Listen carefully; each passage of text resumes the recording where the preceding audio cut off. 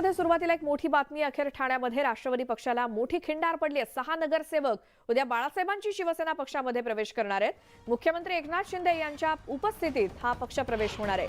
प्रवेशाकरता ठाण्यामध्ये लोकमान्य नगर इथे जय्यत तयारी करण्यात आली आणि न्यूज 18 लोकमतच्या हाती राष्ट्रवादी पक्ष सोडणाऱ्या नगरसेवक आणि पदाधिकाऱ्यांची यादी आलेली आहे। 6 नगरसेवक शिंदे पक्षामध्ये प्रवेश करणार आहेत। उद्या ठाण्यामध्ये हा पक्ष प्रवेश होणार आहे। आमचे प्रतिनिधी अजित मांढरे ठाण्यातून आपल्या सोबत आहेत।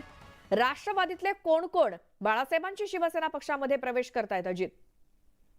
नक्कीच जर आपण पाहिलं तर गेल्या अनेक दिवसापासून चर्चा होती की राष्ट्रवादी काँग्रेसचे अनेक नगरसेवक जे आहेत, जवळपास 10 नगरसेवक जे आहेत ते पक्षाला सोडचिठ्ठी देणार आहेत आणि बाळासाहेबांची शिवसेना पक्षामध्ये प्रवेश करणार आहेत। त्यापैकी आता 6 नगरसेवकांची यादी जी आहे ती आपल्या हाती लागलेली आहे। आणखीन 4 नगरसेवक कोण याची देखील उत्सुकता अनेकांना लागलेली आहे। तर काही असे नगरसेवक आहेत की जे पक्षात राहूनच आपला वेगळा गट स्थापन करतील आणि वरिष्ठांना त्यावर सूचना येतील।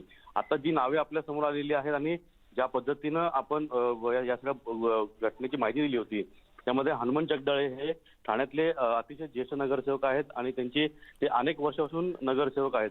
लोकमान्य नगर भाग असेल तर तिथे त्यांची चांगली पकड आहे।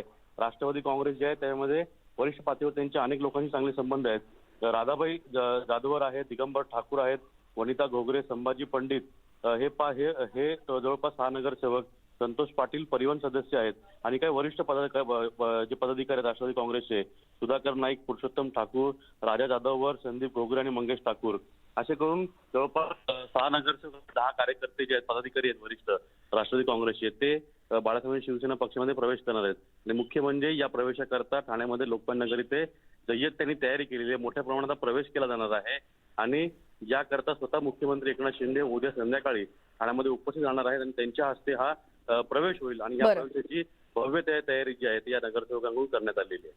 अजित, धन्यवाद सगळ्या माहितीसाठी। आणखी एक मोठी बातमी आहे। फक्त देवेंद्र फडणवीसांनाच नव्हे तर भाजपच्या इतर नेत्यांना सुद्धा खोट्या गुन्ह्यांमध्ये अडकवून तुरुंगामध्ये डांबण्याचं षडयंत्र महाविकास आघाडी सरकारच्या काळात रचण्यात आलं होतं, असा गौप्यस्फोट भाजप प्रदेश कार्यकारिणीच्या बैठकीत मांडलेल्या राजकीय ठरावामध्ये करण्यात आला। कोणत्या भाजप नेत्यांना महाविकास आघाडी सरकारच्या काळात जेलमध्ये टाकण्याचे प्रयत्न झाले होते, त्यांची नावं समोर येणार का याबाबत उत्सुकता आहे। फडणवीस यांना तुरुंगात डांबण्यासाठी मुंबईच्या तत्कालीन पोलीस आयुक्तांना सर्वोच्च पातळीवरून जबाबदारी देण्यात आली होती, असं देखील ठरावात नमूद करण्यात आले। त्यामुळे राजकीय वर्तुळात यानंतर खळबळ माजली आहे।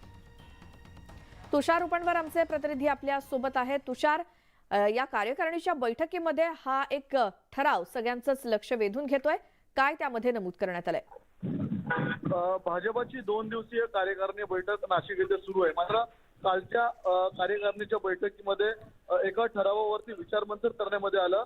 देवेंद्र फडणवीस यांनी यापूर्वी गौप्यस्फोट केला होता की देवेंद्र फडणवीस यांना अनेक गुन्ह्यामध्ये अडकवण्याचं षडयंत्र या ठिकाणी मुंबईचे तत्कालीन पोलीस आयुक्त संजय पांडेंना एक सुपारी दिली होती आणि यापूर्वीच त्यांनी तो गौप्यस्फोट केला होता। मात्र देवेंद्र फडणवीस यांच्यासह भाजपच्या बड्या नेत्यांना देखील अनेक गुन्ह्यांमध्ये, वेगवेगळ्या गुन्ह्यांमध्ये अडकवण्याचं षडयंत्र रचलं जात होतं, अशी माहिती कालच्या या ठिकाणी ठरावामध्ये आलेली आहे आणि या ठरावामध्ये विचारमंथन देखील झालेलं आहे। त्याचप्रमाणे मुंबईमध्ये जे पावसाळी अधिवेशन झालं होतं, या पावसाळी अधिवेशनामध्ये देखील देवेंद्र फडणवीस यांनी एक पेनड्राईव्ह बॉम्ब टाकला होता आणि या पेनड्राईव्ह बॉम्बच्या द्वारे भाजपाचे नेते गिरीश महाजन, भाजपा नेते चंद्रशेखर रावल या बड्या नेत्यांना या ठिकाणी अडकवण्याचा कट कसा रचला जातोय हे स्वतः विरोधी पक्षीय नेते देवेंद्र फडणवीस असताना त्यांनी दाखवून दिलं होतं। मात्र कालच्या बैठकीमध्ये देवेंद्र फडणवीस यांच्यासह अनेक भाजपाचे नेते हे महाविकास आघाडीच्या रडारवरती होते आणि त्यांना वेगवेगळ्या गुन्ह्यांमध्ये अडकवण्याचा षडयंत्र कसं रचलं जात होतं या संदर्भातलं विचारमंथन झालेलं आहे। जी तुषार, धन्यवाद या सगळ्या माहितीसाठी। आणि त्यामुळे खरंच राजकीय वर्तुळामध्ये